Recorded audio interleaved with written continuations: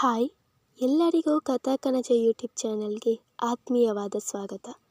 ಇವತ್ತು ನಾನು ಒಲವಿನ ಅಭಿಸಾರಿಕೆ ಕಥೆಯ 12ನೇ ಅಧ್ಯಾಯದ ಜೊತೆ ನಿಮ್ಮ ಮುಂದೆ ಬಂದಿದ್ದೇನೆ. ನಮ್ಮ ಈ ಒಂದು ಚಾನಲ್ ನಿಮಗೆ ಇಷ್ಟ ಆಗಿದ್ದಲ್ಲಿ ದಯವಿಟ್ಟು ನಮ್ಮ ಚಾನಲ್ನ ಸಬ್ಸ್ಕ್ರೈಬ್ ಮಾಡಿ, ಹಾಗೆ ನಿಮ್ಮ ಫ್ಯಾಮಿಲಿ ಫ್ರೆಂಡ್ಸ್ ಜೊತೆ ಕೂಡ ಶೇರ್ ಮಾಡಿ ದಯವಿಟ್ಟು ಪ್ರೋತ್ಸಾಹಿಸಿ. ಅಧ್ಯಾಯ 12. ಅದೊಂದು ಐಷಾರಾಮಿ ಭವನ. ದೇವಸ್ಯ ಕುಟುಂಬಸ್ಥರ ಮನೆಮಗನ ಮದುವೆ ಅಂದರೆ ಕೇಳಬೇಕೆ? ಎತ್ತ ನೋಡಿದರತ್ತ ಚಿತ್ತ ಸೆಳೆಯುವ ಅಲಂಕಾರ.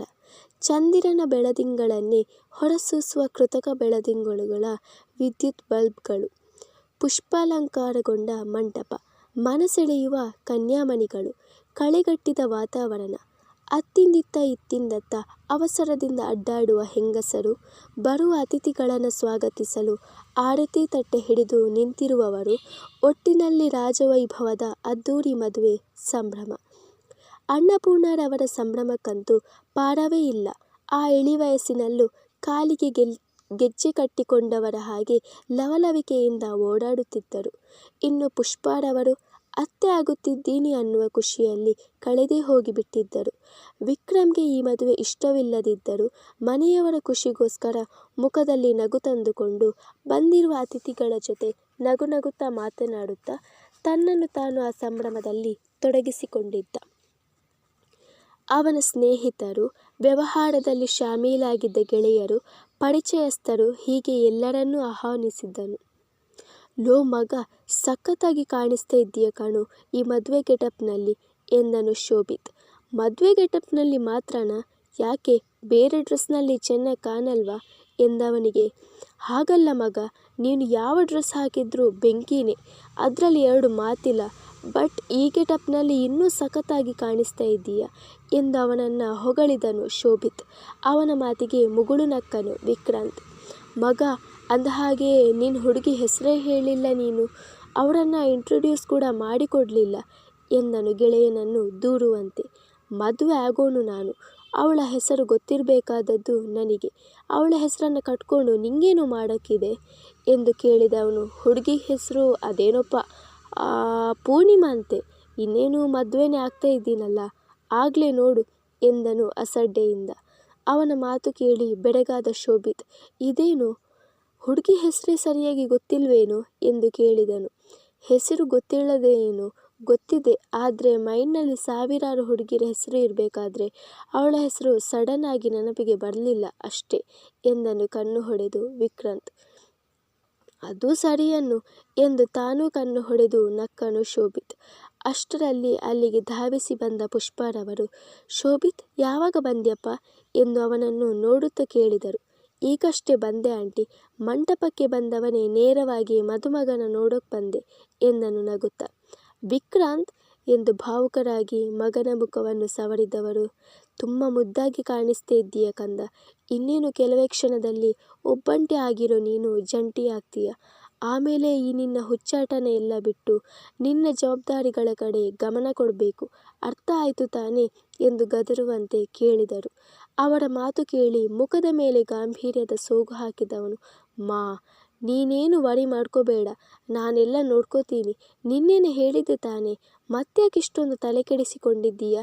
ನಿನ್ನ ಮಗನ ಮದುವೆ ನಡೀತಾ ಇದೆ, ಬಿ ಹ್ಯಾಪಿ ಎಂದನು ಬೆಕ್ಕಿ. ಅಷ್ಟರಲ್ಲಿ ಅನ್ನಪೂರ್ಣರವರ ಆಗಮನವೂ ಆಗಿತ್ತು. ನೋಡು ಗ್ರ್ಯಾನಿ, ಟೆನ್ಷನ್ನ ಎಲ್ಲ ಸೈಡ್ಗೆ ಇಟ್ಟು ಎಷ್ಟೊಂದು ಕೂಲಾಗಿ ಹ್ಯಾಪಿಯಾಗಿದ್ದಾರೆ ಅಂತ ಎಂದನು ಅವರ ಭುಜ ಬಳಸುತ್ತಾ. ಬಿಕ್ಕಿ, ಈ ಸಮಯದಲ್ಲೂ ತಮಾಷೆನ ಕಂದ ಎಂದವರು. ನಿನ್ನನ್ನು ಮದುಮಗನ ರೂಪದಲ್ಲಿ ನೋಡ್ತಾ ಇದ್ರೆ ನನಗೆ ನನ್ನ ಯಜಮಾನ್ರೆ ನೆನಪಿಗೆ ಬರ್ತಾರೆ ಕಣು. ಥೇಟ್ ಅವ್ರ ಹಾಗೇನೆ ಕಾಣಿಸ್ತಿದ್ದೀಯ ನೀನು ಎಂದರು ನಗುತ್ತಾ. ಓ ಗಾಡ್, ಹಾಗಾದರೆ ನನಗೆ ಇಬ್ಬಿಬ್ಬರು ಹೆಣ್ತೀರಾ? ಅಯ್ಯೋ ತಾತ, ಎಂಥ ಎಡವಟ್ಟು ಮಾಡಿಬಿಟ್ಟು ಹೋದೆ ನೀನು ಎಂದನು ಹಣೆಯ ಮೇಲೆ ಕೈ ಹೊತ್ತು ನಾಟಕೀಯವಾಗಿ. ತರ್ಲೆ ಎಂದು ಸುರಿ ಅವನ ಗಲ್ಲ ತಿವಿದರು ಅನ್ನಪೂರ್ಣ. ಅಜ್ಜಿ ಮೊಮ್ಮಗನ ಮಾತುಕತೆ ಕಂಡು ನಗು ಬಂದು ಬಿಟ್ಟಿತ್ತು ಪುಷ್ಪಾರವರಿಗೆ. ಪುಷ್ಪ, ಹೋಗಮ್ಮ, ಇವನನ್ನು ಕರ್ಕೊಂಡು ಹೋಗಿ ಹಸೆಮನೆ ಮೇಲೆ ಕೂಡಿಸು. ಮುಹೂರ್ತಕ್ಕೆ ಹೊತ್ತಾಗ್ತಾ ಇದೆ. ಹುಡುಗಿ ಆಗಲೇ ಹಸೆಮನೆ ಏರಿ ಆಯಿತು. ಹುಡುಗಿ ಕಡೆಯವರು ತುಂಬ ಫಾಸ್ಟ್ ಇದ್ದಾರೆ ಎಂದರು ನಗುತ್ತಾ ಅನ್ನಪೂರ್ಣ. ನಾವು ಏನು ಅವರಿಗಿಂತ ಕಡಿಮೆ ಇಲ್ಲ ಗ್ರ್ಯಾನಿ, ನಾವು ಅವರಿಗಿಂತ ಹೈ ಸ್ಪೀಡ್ನಲ್ಲಿದ್ದೀವಿ ಎಂದನು ಕಣ್ಣು ಹೊಡೆದು ತುಂಟನಂತೆ. ವಿಕ್ಕಿ ಎಂದು ಗದರಿದ ಪುಷ್ಪಾರವರ ಧ್ವನಿಗೆ ತನ್ನ ಚೇಷ್ಟೆ ನಿಲ್ಲಿಸಿದವನು ಮಂಟಪದ ಕಡೆ ಹೆಜ್ಜೆ ಹಾಕಿದನು. ವಿಕ್ರಮ್, ಮದುವೆ ಅರೇಂಜ್ಮೆಂಟ್ ಎಲ್ಲಾನು ಚೆನ್ನಾಗಿದೆ ಕಣೋ ಎಂದು ಮೊಮ್ಮಗನ ಪಕ್ಕ ನಿಂತು ನುಡಿದವರು. ಆದಷ್ಟು ಬೇಗ ನೀನು ಕೂಡ ವಿಕ್ಕಿ ಥರ ಹಸೆಮಣೆ ಏರೋ ಥರ ಆಗಬೇಕು ಕಣೋ. ನೀನೇ ಯಾವುದಾದ್ರೂ ಹುಡುಗಿನ ನೋಡಿಕೊಂಡಿದ್ರೆ ಹೇಳು, ಅವಳ ಮನೆಯವರ ಹತ್ರ ಮಾತಾಡಿ ನಿನಗೆ ಕೂಡ ಮದುವೆ ಫಿಕ್ಸ್ ಮಾಡ್ತೀನಿ. ಒಂದು ವೇಳೆ ಹಾಗೇನಾದರೂ ನೋಡಿಕೊಳ್ಳದಿದ್ದರೆ ಇವತ್ತು ಇಲ್ಲೇ ಯಾವುದಾದ್ರೂ ಒಂದು ಹುಡುಗಿನ ನೋಡಿಕೊಂಡು ಬಿಡು. ಫಂಕ್ಷನ್ ಆದಮೇಲೆ ಹುಡುಗಿರು ಬಾಡದೇ ಇರ್ತಾರಾ ಎಂದರು ಮೊಮ್ಮಗನಿಗೆ ಆತುಕೊಳ್ಳುತ್ತಾ. ಹಾಗಾದರೂ ಅವನ ಮನಸ್ಸನ್ನು ಬದಲಾಯಿಸುವ ಪ್ರಯತ್ನ ಅವರದ್ದು. ಅವರ ಮಾತು ತನಗಲ್ಲ ಎಂಬಂತೆ ಕಿವಿಯೊಳಗೆ ಬೆರಳು ತೋರಿಸಿದವನು, ಅಜ್ಜಿ ಎಲ್ಲ ಓಕೆ ತಾನೆ? ನಾನು ಹೊರಗಡೆ ಹೋಗ್ತೀನಿ. ನನಗೆ ಬೇಕಾದವರು ಬಂದಿದ್ದಾರೆ. ಐ ಮೀನ್ ನನ್ನ ಬಿಸ್ನೆಸ್ ಪಾರ್ಟ್ನರ್ಸ್. ಏನಾದರೂ ಬೇಕಾದರೆ ಕಾಲ್ ಮಾಡು ಎಂದವನೇ ಫೋನ್ ನೋಡುತ್ತಾ ಅಲ್ಲಿಂದ ಸರಿದೇ ಬಿಟ್ಟನು. ಅನ್ನಪೂರ್ಣನವರಿಗೆ ನಿರಾಶೆಯಾಗಿತ್ತು. ಅಂದು ಭಾನುವಾರ ಆದ ಕಾರಣ ಸಮೃದ್ಧಿ ಕೂಡ ಮನೆಯಲ್ಲೇ ಕೂತು ಮಕ್ಕಳ ಪರೀಕ್ಷಾ ಪೇಪರನ್ನು ಪರಿಶೀಲನೆ ಮಾಡುತ್ತಾ ಕೂತಿದ್ದಳು. ಸಮ್ಮು, ಬಟ್ಟೆ ಒಗೆದು ಒಣಗೋಕೆ ಹಾಕಿದ್ದೆ. ಮಳೆ ಬರೋ ಥರ ಕಾಣಿಸ್ತಿದೆ. ಬಟ್ಟೆಯನ್ನು ತೆಗ್ದಿದೆಯೇನೆ? ಎಲ್ಲೋದ್ಲು ಈ ಹುಡುಗಿ ಎಂದು ಕರೆಯುತ್ತಾ ಅವಳನ್ನು ಹುಡುಕಿಕೊಂಡು ಹಿತ್ತಲಿಗೆ ಬಂದವರಿಗೆ ಅಲ್ಲಿನ ದೃಶ್ಯ ಕಂಡು ಎದೆ ಧಸಕ್ಕಂದಿತ್ತು. ಸಮಷ್ಟಿ ಒಂದೇ ಸಮನೆ ವಾಂತಿ ಮಾಡಿಕೊಳ್ಳಲು ಶುರು ಮಾಡಿದ್ದಳು. ವಾಂತಿ ಮಾಡಿ ಅತಿಯಾಗಿ ಸುಸ್ತಾಗಿ ಬಿಟ್ಟಿತ್ತು ಅವಳಿಗೆ. ಒಂದು ಕಡೆಯಲ್ಲಿ ಹೊಟ್ಟೆಯೊಳಗೆ ವಿಪರೀತ ಸಂಕಟವಾದರೆ ಇನ್ನೊಂದು ಕಡೆ ಆತಂಕ. ತಾಯಿ ಆಗಮನವನ್ನು ನಿರೀಕ್ಷೆಯೇ ಮಾಡದೇ ಇದ್ದವಳಿಗೆ ಅಲ್ಲಿ ತಾಯಿಯನ್ನು ಕಂಡು ಎದೆ ಬಡಿತವೇ ನಿಂತ ಹಾಗಿತ್ತು. ಅಮ್ಮ ಎಂದು ಆತಂಕದಿಂದ ಉಸಿರಿದವಳ ಭಯ ಮುಗಿಲು ಮುಟ್ಟಿತ್ತು. ಏನೇ ಇದೆಲ್ಲ ಎಂದು ಕೇಳಿದವರ ಆತಂಕವು ಹೆಚ್ಚಾಗಿತ್ತು. ಅಮ್ಮ, ಅದು ಎಂದು ರಾಗ ಎಳೆದವಳ ಕೆನ್ನೆಗೆ ಪಟಾರೆಂದು ಬಾರಿಸಿದವರು. ಬೊಗಳೆ ಪಾಪಿ, ಏನು ಮಾಡ್ಕೊಂಡೆ ಅಂತ ಬೊಗಳೆ? ಯಾಕೆ ಈ ಥರ ವಾಂತಿ ಮಾಡ್ಕೊಳ್ತಾ ಇದ್ದೀಯೆ? ಬೊಗಳೆ ಚಾಂಡಾಲಿ ಎಂದವರಿಗೆ ಅವಳನ್ನು ಕಂಡೇ ಅನುಮಾನ ಬಂದಿತ್ತು. ಅಮ್ಮ ಪ್ಲೀಸ್ ಅಮ್ಮ, ಹೊಡಿಬೇಡ, ನಿಂಗೆ ದಮ್ಮಯ್ಯ ಅಂತೀನಿ ಎಂದವಳ ಧ್ವನಿ ತರತರ ಕಂಪಿಸುತ್ತಿದೆ. ಈಗೇನು ಆಯ್ತಂತ ಬೊಗಳ್ತೀಯಾ ಇಲ್ವಾ ಎಂದು ಅವಳ ರಟ್ಟೆ ಹಿಡಿದು ಕೇಳಿದರು ಹೇಮ. ತಾಯಿಯ ಜೋರು ಧ್ವನಿ ಕಿವಿಗೆ ಬಿದ್ದ ತಕ್ಷಣ ತನ್ನ ಕೆಲಸವನ್ನು ಅರ್ಧಕ್ಕೆಯೇ ನಿಲ್ಲಿಸಿದ ಸಮೃದ್ಧಿ ಹಿತ್ತಲಿಗೆ ಬಂದಳು. ತಂಗಿಯಾಳು ತಾಯಿಯ ಆಕ್ರೋಶ ಕಂಡು ಬೆರಗಾಗಿ ಬಿಟ್ಟಳು. ಅಲ್ಲಿನ ದೃಶ್ಯ ಎಲ್ಲವೂ ಅಯೋಮಯ. ಅಮ್ಮ ಏನಾಯಿತು? ಯಾಕೆ ಈ ಥರ ಜೋರಾಗಿ ಮಾತಾಡ್ತಾ ಇದ್ದೀರಾ? ನಿಮ್ಮಿಬ್ಬರ ಕೂಗಾಟ ಅಕ್ಕಪಕ್ಕದವರಿಗೆ ಕೇಳಲಿ ಅಂತಾನ ಎಂದಳು ತುಸು ಗಂಭೀರದಿಂದ. ಅದನ್ನು ನನ್ನನ್ನೇನೆ ಕೇಳ್ತೀಯಾ? ಇಲ್ಲಿ ನಿಂತಿದ್ದಾಳಲ್ಲ ಈ ತಾಟ್ಕಿತ್ತಿ, ಇವಳಲ್ಲಿ ಕೇಳು. ಅದ್ಯಾವನ ಜೊತೆ ಮಲಗಿ ಈ ಥರ ಮಾಡ್ಕೊಂಡು ಬಂದಿದ್ದಾಳೋ ಕೇಳು ಎಂದರು ರೋಷದಿಂದ ಸಮಷ್ಟಿಯನ್ನು ನೋಡುತ್ತಾ. ತಾಯಿಯ ಮಾತು ಕೇಳಿ ದಿಗ್ಭ್ರಮೆಯಾಗಿತ್ತು ಸಮೃದ್ಧಿಗೆ. ಅಮ್ಮ, ನೀನೇನು ಹೇಳ್ತಾ ಇದ್ದೀಯಂತ ಸ್ವಲ್ಪನಾದರೂ ಪರಿಜ್ಞಾನ ಇದೆಯಾ?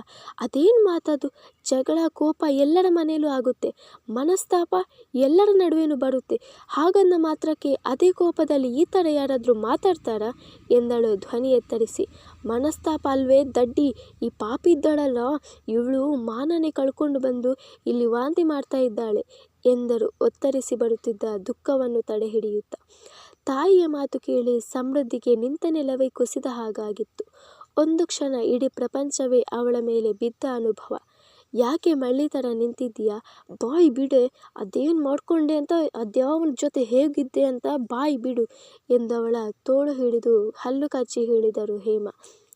ಅಮ್ಮ, ನನ್ನ ಕ್ಷಮಿಸ್ಬಿಡಮ್ಮ, ತಪ್ಪಾಯಿತು, ನನ್ನಿಂದ ತುಂಬ ದೊಡ್ಡ ತಪ್ಪಾಯಿತು ಎಂದು ಬಿಕ್ಕಳಿಸಿ ಜೋರಾಗಿ ಅತ್ತಳು ಸಮಷ್ಟಿ. ಅಷ್ಟೇ ಸಾಕಲ್ಲವೇ ಅವಳು ಹಾದಿ ತಪ್ಪಿದ್ದಾಳೆ ಎಂದು ತಿಳಿಯಲು? ತಂಗಿಯ ಮಾತು ಕೇಳಿ ಕುಸಿದು ಕೂತಳು ಸಮೃದ್ಧಿ. ಕೈಕಾಲೇ ಆಡುತ್ತಿಲ್ಲ ಅವಳಿಗೆ. ಅಯ್ಯೋ ಪಾಪಿ, ಮನೆ ಹಾಳಿ, ಯಾಕೆ ನಿನಗಿಂತ ಬುದ್ಧಿ ಬಂತು? ನಿನಗೇನೇ ಕಮ್ಮಿ ಮಾಡಿದ್ದೆ ನಾನು? ಹೊಟ್ಟೆ ಬಟ್ಟೆ ಕಟ್ಟಿ ನಿನ್ನನ್ನು ಸಾಕಿದ್ನಲ್ಲೇ ನಾನು. ಯಾಕೆ ಇಂಥ ತಪ್ಪು ದಾರಿ ಹಿಡಿದೆ? ವಯಸ್ಸಿಗೆ ಬಂದ ಹೆಣ್ಮಕ್ಳು ಸೆರಗಲ್ಲಿ ಕಟ್ಟಿಕೊಂಡ ಕೆಂಡದ ಹಾಗೆ ಅಂತಾರೆ. ನೀವಿಬ್ಬರು ಹುಟ್ಟಿದಾಗ ನಿಮ್ಮ ತಂದೆ ಕಡೆಯವರು 2 ಹೆಣ್ಮಕ್ಳೇ, ಇವಳು ಯಾವಾಗ ಉದ್ಧಾರ ಆಗ್ತಾಳೆ ಅಂತ ಬಾಯಿಗೆ ಬಂದ ಹಾಗೆ ಮಾತಾಡಿ ಚೀಮಾರಿ ಹಾಕಿದ್ರು, ತಾತ್ಸಾರ ಮಾಡಿದ್ರು. ಆದರೆ ನಾನು ಜಗ್ಲಿಲ್ಲ, ಕುಗ್ಲಿಲ್ಲ.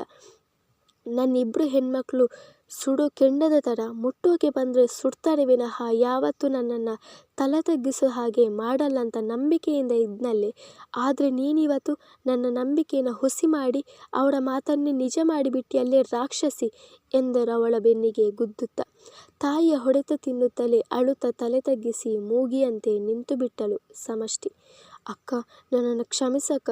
ನಾನು ಮಾಡಿದ್ದು ತುಂಬ ದೊಡ್ಡ ತಪ್ಪೆ, ಒಪ್ಕೋತೀನಿ. ಆಗ ನನಗೆ ಬುದ್ಧಿ ಇರಲಿಲ್ಲ. ನಾನು ತಪ್ಪು ಹೆಜ್ಜೆ ಇಡ್ತಾ ಇದ್ದೀನಿ ಅಂತ ಗೊತ್ತಾಗಲಿಲ್ಲ. ಆದರೆ ಎಲ್ಲ ಗೊತ್ತಾಗೋ ವೇಳೆಗೆ ಎಲ್ಲ ನನ್ನ ಕೈ ಮೀರಿ ಹೋಗಿತ್ತಕ್ಕ.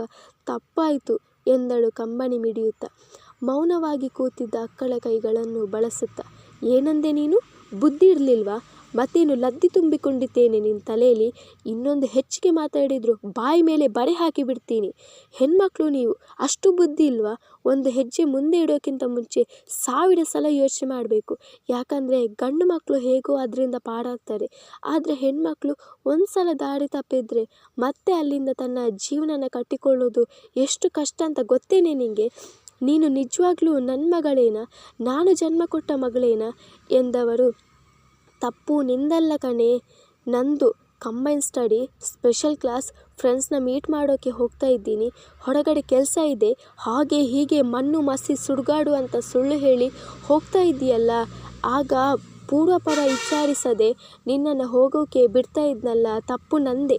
ತಾಯಿಯಾಗಿ ನಾನು ನಿನ್ನನ್ನು ಹದ್ದುಬಸ್ತಲ್ಲಿ ಇಟ್ಕೋಬೇಕಿತ್ತು. ಆದರೆ ಏನು ಮಾಡಲಿ, ತಾಯಿ ಪ್ರೀತಿ ಕುರುಡು.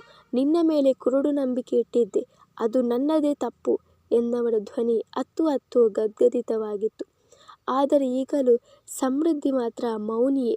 ತಾನೇ ಸಾಕಿದ ಗಿಣಿ ಹದ್ದಾಗಿ ತನ್ನನ್ನೇ ಕುಕ್ಕಲು ನೋಡಿದಾಗ ಸಂಟ ಆಗದಿರುತ್ತದೆಯೇ? ಮುಂದುವರಿಯುವುದು.